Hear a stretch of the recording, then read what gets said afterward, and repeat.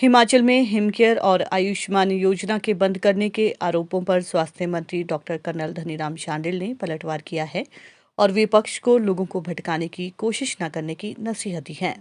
धनीराम शांडिल ने कहा कि प्रदेश में हिमकेयर आयुष्मान की सुविधा निरंतर लोगों को मिलेगी।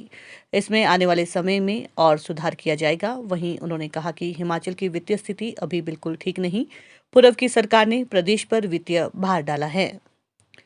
बीते दिनों हिमाचल प्रदेश में विपक्ष के नेता जयराम ठाकुर सरकार पर आरोप लगाते हुए नजर आए।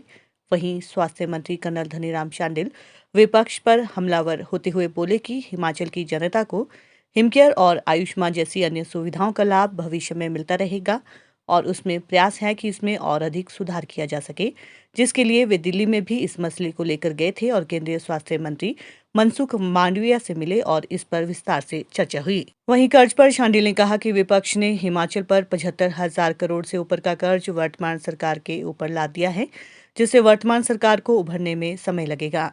सरकार की आर्थिक स्थिति अभी बहुत खराब चल रही है। उन्होंने कहा कि विपक्ष हिमाचल की जनता को बरगलाने का काम कर रहा है, अनाप शनाप बयानबाजी करके प्रदेश की जनता को गुमराह करने की कोशिश कर रहा है। वहीं विधायक निधि पर विपक्ष द्वारा सवाल उठाने पर शांडिल बोले कि अभी आगामी आने वाले दिनों में विधानसभा का बजट सत्र होना है, जिसमें किसी भी विधायक निधि को नहीं रोका जाएगा और हर वर्ग को लाभ पहुंचाने का काम सरकार भविष्य में करेगी। देखिए, ऑन द कॉन्ट्रेरी, मैं अभी रिसेंटली जब दिल्ली गया था तो मेरा सबसे पहला पॉइंट हिमकेयर को चालू करना था। उससे लिखा भी गया उनको, और आई मेंट केंद्रीय स्वास्थ्य मंत्री Shri Mandaviya ji who promise complete help in that. There is some shortfall of money, but वो मिल जाएगा।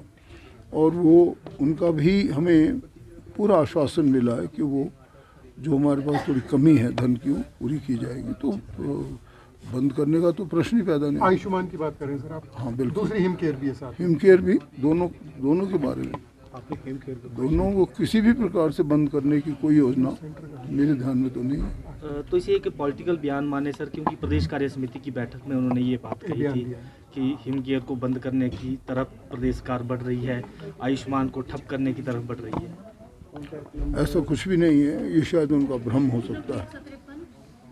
हिमकेयर हो चाहे आयुष्मान हो, हमें तो अपनी सुविधाओं में विस्तार और सुधार करना है। बंद करने का तो प्रश्न ही पैदा नहीं होता। बाकी सर, प्रदेश में जिस तरह से कर्ज को लेकर एक पॉलिटिक्स हो रही है, पूर्व मुख्यमंत्री ने कल भी कहा कि कर्ज की जो बात कह रही है, हमें भी विरासत में कर्ज मिला था, और ये जो बयान दिए जा रहे हैं, अब सरकार चलाने की बात की जानी चाहिए और इस तरह के बयान नहीं दिए जाने चाहिए। क्या कहेंगे? देखिए, कर्ज देने की सीमा को हमेशा निर्धारण करना चाहिए।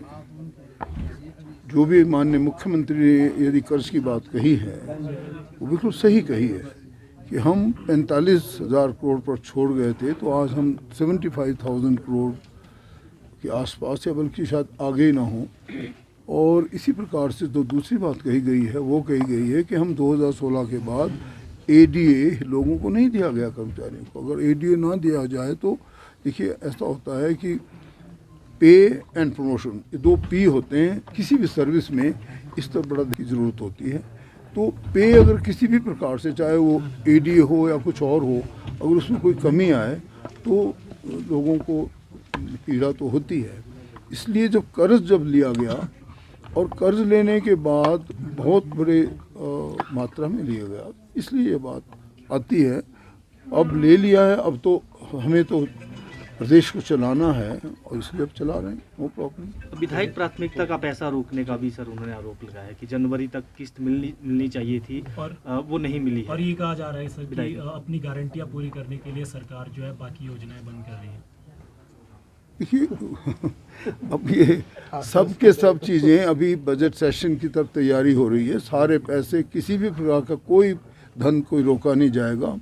और सचमुच में तो हम तो ये कोशिश कर रहे हैं कि हम इन सुविधाओं में सुधार कैसे करें, और धन को उपार्जन करने की, रिसोर्स मोबिलाइजेशन की तरफ ही सरकार का पूरा ध्यान है। और आप देखते हैं, माननीय मुख्यमंत्री की जो भी स्टेटमेंट आती है, वो यही आती है कि हम किस प्रकार से योजनाओं में सुधार लाएं और किस प्रकार से कल्याणकारी योजनाओं को लोगों तक दें। मैं कल की बात बताऊं आपको, मैं स्वयं तीनों आश्रम देख के आया और तीनों जगह जो माननीय मुख्यमंत्री ने जिस प्रकार की सुविधाओं में सुधार किया है वो सच में अनुकरणीय और प्रशंसनीय है।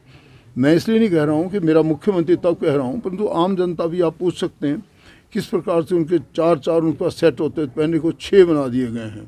किस प्रकार से उनको जब कहीं जाना होगा उनका भी सोचा है उन्होंने कि भी उनको भी एक साल में सभी लोगों को जो इस प्रकार के आश्रम में निवास करते हैं उनको भी हम बाहर घुमाने भेजेंगे, उनको भी धन दिया जाएगा, उनको भी जब किसी प्रकार का फेस्टिवल होगा उसमें एडवांस दिया जाएगा।